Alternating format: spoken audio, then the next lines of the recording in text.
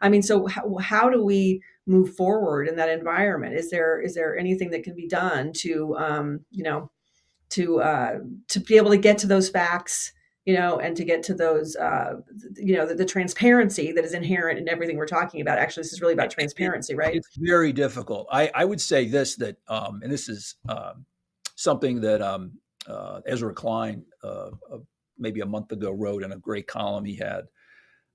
We've got kind of two unacceptable and competing and unacceptable versions of governance that are prevailing right now. One is sort of on the liberal progressive side, which defends government, at every turn, and isn't really engaging with the failings of government, and isn't really being open to, or open enough to, really trying to reconstruct government.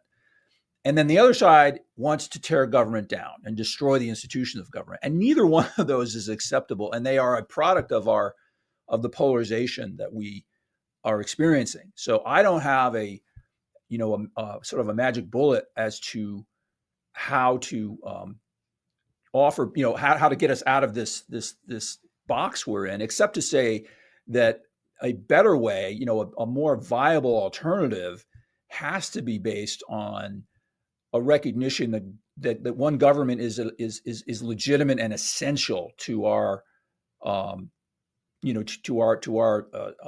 success as a society, and to our standard of living, and to our everything that we sort of take for granted, and that government isn't doing nearly enough to serve people effectively.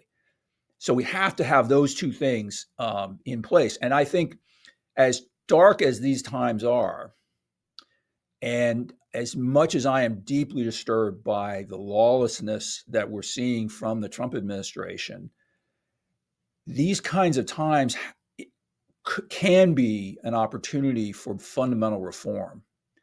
And I think, it's incumbent upon people like us who are trying to map a different direction, not to give up, but to be even more committed and to believe.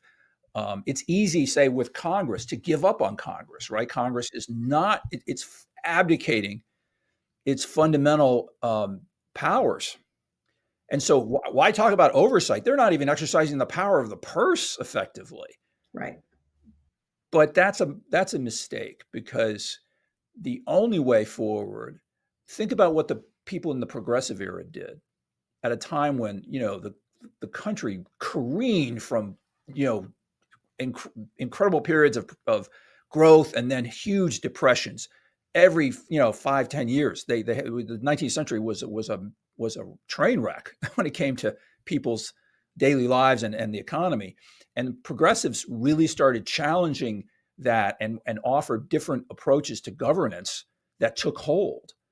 And we have the 20th century, the success of our government and everything that we then inherited in the 20th century and now the 21st century, really as a result of that. So I think, we have to seize this crisis as best we can, and try to insist that government do better. And I think that's the way forward. And you've got to offer an alternative. You just can't say they're wrong.